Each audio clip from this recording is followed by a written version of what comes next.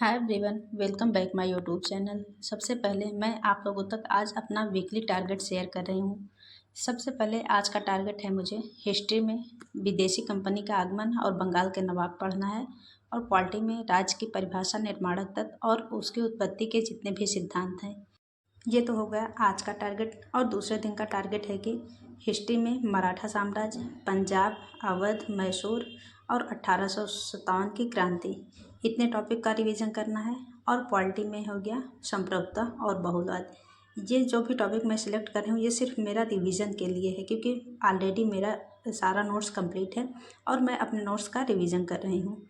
और फिर तीसरे दिन का टॉपिक आता है कि सामाजिक धार्मिक सुधार आंदोलन जो हुए हैं और शैक्षिक गतिविधियाँ। और पॉलिटी में उदारवाद और उपयोगितावाद और व्यक्तिवाद, ये टॉपिक 23 तारीख को कंप्लीट करना है।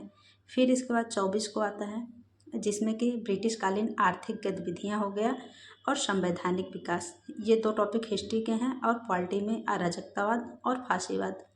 और फिर 25 को हिस्ट्री में गवर्नर जनरल वायसराय और भारतीय राष्ट्रीय कांग्रेस, ये दो टॉपिक रिवीजन करना है। और पॉलिटी में प्रजातंत्र या लोकतंत्र और समाजवाद, ये दो टॉपिक हैं जो कि हर डे रिवीजन करना है। और फिर इसके बाद नेक्स्ट डे आता है कि क्रांतिकारी आंदोलन और समाचार पत्र और पुस्तकें।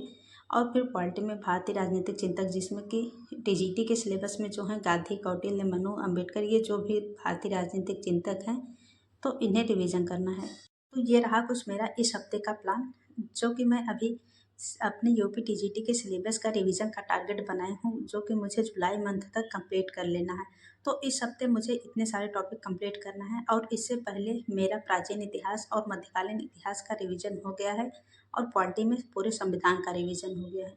तो इस हफ्ते तो इतना करना है। फिर इसके बाद जो भी टॉपिक बचेगा, हालांकि हिस्ट्री का तो कंप्लीट हो जाएगा लेकिन पॉलिटी का बचेगा तो फिर उसे नेक्स्ट वीक कंप्लीट करूँगी, जिससे कि जुलाई मंथ में हमारा एक बार अच्छे से सिलेबस पूरा रिवाइज हो जाना चाहिए।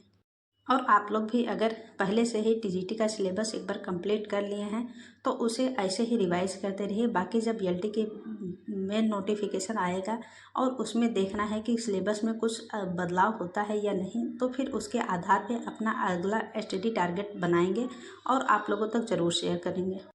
और जितने भी लोग हैं जो एकदम नए तरीके से शुरुआत करना चाहते हैं तो वो लोग तो भाई अपना सोर्स इकट्ठा कर लीजिए और अपनी तैयारी स्टार्ट कर दीजिए, क्योंकि सिलेबस में बहुत ज़्यादा बदलाव नहीं देखने को मिलेगा।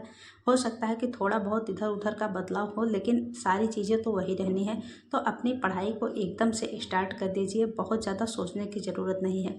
लेकिन सबसे अच्छा तरीका यही है शुरुआत करने का कि अगर अभी तक आपने सिलेबस कंप्लीट नहीं किया तो कोई भी ऑनलाइन या ऑफलाइन, चाहे जैसा भी पॉसिबल हो सके, कोई बैच परचेज करके अपना कंप्लीट तैयारी स्टार्ट कर दीजिए, क्योंकि समय बहुत कम है। और ऐसा समय आप लोग देख ही रहे हैं कि 2018 के बाद ये मौका मिला।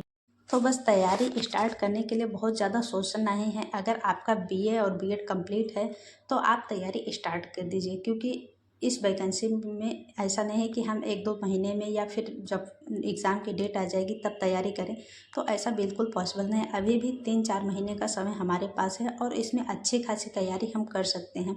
तो तैयारी स्टार्ट कर दीजिए और तैयारी बहुत ही ज़ोरों शोरों के साथ करिए, क्योंकि भीड़ तो बहुत ही ज़्यादा होने वाली है और सीटें बहुत ही कम हैं। तो इस भीड़ में अगर अपना एक हिस्सा बनाना है तो फिर मेहनत तो बहुत ज़्यादा करनी है। तो इसीलिए देर करने की ज़रूरत बिल्कुल भी नहीं है।